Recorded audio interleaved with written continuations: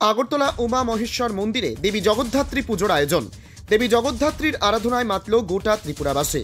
দুর্গাপুজো ও কালীপুজোর পর কার্তিক মাসের শুক্লপক্ষের নবমী তিথিতে অনুষ্ঠিত হচ্ছে দেবী জগদ্ধাত্রী পুজো। বৃহস্পতিবার ত্রিপুরার বিভিন্ন জায়গায় ভক্তির আবহে পূজিত হচ্ছেন দেবী জগদ্ধাত্রী, যিনি জগতের ধাত্রী, বিশ্বব্রহ্মাণ্ডের ধারণকর্ত্রী রূপে পূজিতা হন। আগরতলায় উমা মহেশ্বর মন্দির ও আগরতলা ফায়ার সার্ভিস সংলগ্ন ত্রিনয়নী সামাজিক সংস্থা সহ ত্রিপুরার বিভিন্ন জায়গায় ও বাড়িঘরে সকাল থেকেই শুরু হয়েছে দেবী জগদ্ধাত্রী পুজো। আজ একই দিনে মহাসপ্তমী, অষ্টমী, নবমী ও দশমীর পুজো অনুষ্ঠিত হচ্ছে।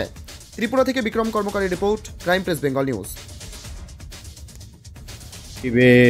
সর্বার্থ সাধিকে শরণ্যে ত্রম্বকে গৌরী নারায়ণে নমস্তুতে। আজ কার্তিক মাসের শুক্লপক্ষের নবমী তিথি। আমাদের সনাতন ধর্মের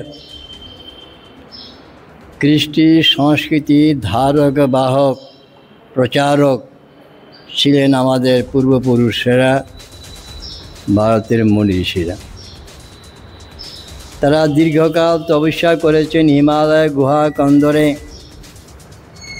কেউ বা জল পান করে, কেউ বা বায়ু পান করে দীর্ঘকাল সাধনা করেছেন। সাধনার পরিসমাপ্তিতে তারা বুঝতে পারলেন, জানতে পারলেন মার কৃপাতে যে সব কিছুর মূলে হচ্ছে মা আদ্যাশক্তি। মা আদ্যাশক্তি বিভিন্ন রূপে, বিভিন্নভাবে, বিভিন্ন সময়ে এই মর্তে আবির্ভূত হয়েছেন। তিনি কখনো মহাকালী রূপে এসছেন, তিনি কখনো মহালক্ষ্মী রূপে এসছেন, তিনি কখনো মহাসরস্বতী রূপে এসছেন, তিনি মা ভগবতী দুর্গা রূপে এসছেন। এইভাবে মায়ের অনন্ত রূপ, অনন্ত শক্তি, অনন্ত ঐশ্বর্য, মাধুর্য আছে। বসন্তকালের মার যে পূজা হয়, বাসন্তী মায়ের পূজা হয়। আর ভগবান রামচন্দ্র সেই আদ্যাশক্তি মা ভগবতী দুর্গাকে পূজা করে তার শক্তি আশীর্বাদ প্রাপ্ত হয়ে রাবণকে বধ করেছিলেন। তাই শরৎকালে ভগবান রামচন্দ্র অকাল বোধন করে মাকে জাগিয়ে মার শক্তি কৃপা লাভ করে অশুভ শক্তিকে, দানবীয় শক্তিকে বিনাশ করেছে।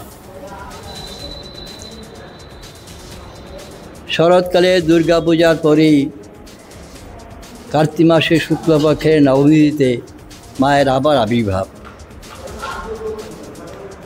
মায়ের সেন এই মায়ের পূজাও, অর্থাৎ মা সমস্ত জগৎকে ধারণ করে আসেন। সৃষ্টির মধ্যে কত প্রাণী আছে, মানুষ, পশু, পাখি, কীট, পতঙ্গ, বৃক্ষলতা সবকে মা ধারণ করে আসে। তাই তাকে বলা হয় জগদ্ধাত্রী। মায়ের পূজা দুর্গা পূজার মতেই মহাসপ্তমী, মহাঅষ্টমী, নবমী, দশমী আর আগের দিন হয় ষষ্ঠী বোধন। আমরা এই পূজাটা আরম্ভ করছি আজকে 18 বছর হয়েছে। 18 বছর ধরে আমরা দুর্গা পূজার পরে এই পূজাটা স্টার্ট করছি। এই পূজাটার মধ্যে আরাধনা হইলো সবাই যেন সুস্থ থাকে, এলাকার সবাইকে সুস্থ রাখার জন্য পূজাটা আমরা স্টার্ট করছি।